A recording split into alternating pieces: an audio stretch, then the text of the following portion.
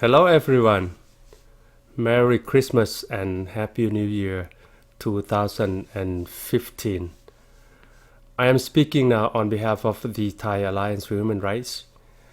Actually, I am going to read a statement that was verbally and conversationally given at the 13th Assembly of States Parties to the Rome Statute for the International Criminal Court at the United Nations on December 12th this year.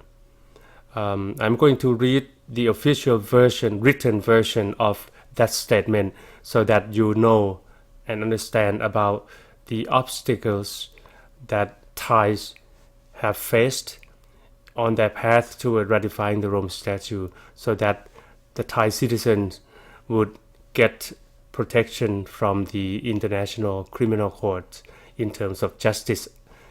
I'm going to read the statement now. Dear respected colleagues, it is undeniable that Thailand needs to ratify the Rome Statute as soon as possible to prevent another massacre and to ensure that the rule of law and democracy principles are freely exercised without the obstructive influences of the old establishment and its allies. Let's examine the obstacles that have kept Thailand from ratifying the Rome Statute so that ways forward can be identified and implemented more responsively. The following obstacles must be noted. 1. The Thai king, according to the Article 8 in the Thai Constitution that has never been changed, despite many coups so far, stipulates that the king is never to be criticized, irritated, nor sued in any way. This is in violation of the Rome Statute's principle of not allowing any exception for impunity. As King Bhumibol seems very comfortable without the ratification, many Thais are led to falsely believe that ratifying the Rome Statute would harm their revered king. 2. The Royal Thai armies, who have claimed their unshakable loyalty to the monarchy and toppled many elected governments, have massacred civilians at least 5 times during the past 40 years and repeatedly been granted royal pardon or amnesty by King Bhumibol. Whether or not they take power from the civilian government, they remain influential enough to stop any government from prosecuting them. Note that the annual budget for the Royal Thai Army has almost tripled for the year 2015 in comparison to that allocated before the 2006 coup d'etat. Number 3. Thai politicians have been too afraid to deal with issues that may even remotely concern or irritate the monarchy in any way for fear of being toppled or imprisoned for violating Article 8 in the Constitution and Article 112 in the Penal Code. Thus, actions by many governments in the past 15 years also have stopped before ratification stage. Number 4. Under the army rule today, Thailand has been enforcing the martial law that was created in 1914 or 100 years ago during the absolute monarchy. Hence, all political movements have been strictly banned, monitored, or controlled. Military court has been used instead of the civilian courts, especially when charges are against dissidents. Number 5. Article 112, which is an ancient lèse-majesté law enforced arbitrarily and resulting in 5 to 15 years of imprisonment for each act, keeps people from doing anything even remotely connected or concerned with suing or prosecuting the monarchy. Number 6. Many NGOs working in Thailand have been threatened and thus forced to be adaptive rather than proactive or aggressive enough, to the point where their actions could be too little and too late. We have noted that the threats are real and could be fatal. In short, Thailand, like many other countries yet to ratify the Rome Statute, is facing a dilemma of having the people in power, that is, the army, the elites, politicians, and the royal networks, in the position to decide whether to ratify the Rome Statute, when indeed these people in power have been involved in a series of mass crimes that have gone unprosecuted. A difference is that the highly sophisticated networks and the very effective way they work together systematically to create the pretext for the crimes, to execute them, and to hide evidence are very subtle and well disguised.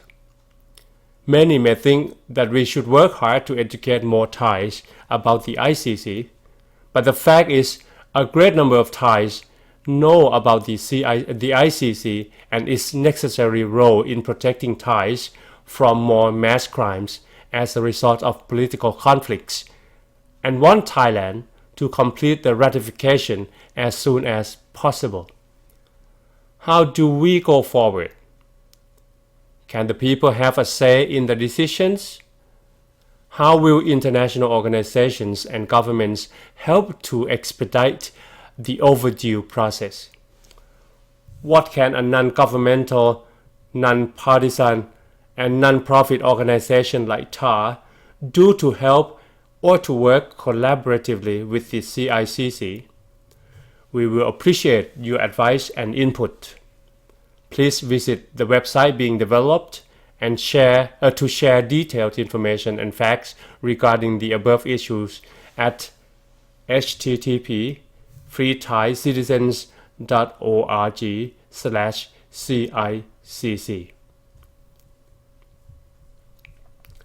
At the end of the statement, Thai Alliance for Human Rights also provides the following facts. The Royal Thai Army has more generals than nearly any other country, but the Thai Army was not created to fight wars, according to The Economist, published on December 4, 2014. Thailand is ranked 4th, almost 20 times in 80 years, among countries with the most coups. It's written, and I'm afraid the way I read it might not be understandable. Let me do this again. Thailand is ranked 4th among countries with the most coup d'etats, both successful and attempted. Successful coup leaders have all been blessed by the royal power to legitimize and pardon them by King Bhumibol. Thais have witnessed a series of massacres acted by royal guards and armed royalists during the King Bhumibol reign,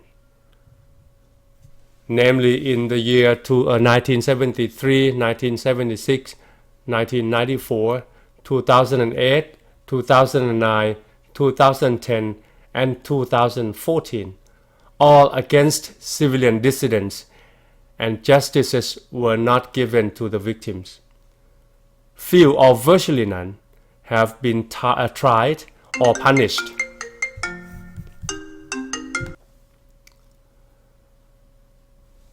Next, King Bhumibol is Commander-in-Chief of the Thai military. All laws must be endorsed by King Bhumibol, and so must appointments of high-ranked army, police, and civilian officers, and even monks. Out of 29 prime ministers so far, there are 15 high-ranked army or police leaders, 9 palace approved or backed civilians, and only 5 civilians who rose to power via elections, and 4 of whom are from the Thaksin camp. The lèse majesté law, or Article 112, has been used by the army junta and royalists to suppress pro-democracy citizens' voices and movements. The 100-year-old martial law, made during the absolute monarchy era in 1914, has been and is now being used, and the rampant abuses of people's rights and denial of justice have happened in extended presence of the effective military court. Lastly, having killed civilians in 2009, 2010, and most recently 2014, before the coup, the Royal Thai Army leaders in power through coup d'etat are now attempting to reach the royal amnesty to get themselves off the hook. So please watch carefully. And I hope you understand more about the reasons why Thailand has not ratified the Rome Statute and know about the obstacles. I'm asking you all to help us fight toward the ratification of the Rome Statute by Thailand. We are willing to work with you all. We welcome all advice and suggestions, and we would be honored to work with you in pushing all countries around the world toward ratifying the Rome Statute so that the universality of justice can be realized globally. Thank you very much. And again, Merry Christmas and Happy New Year.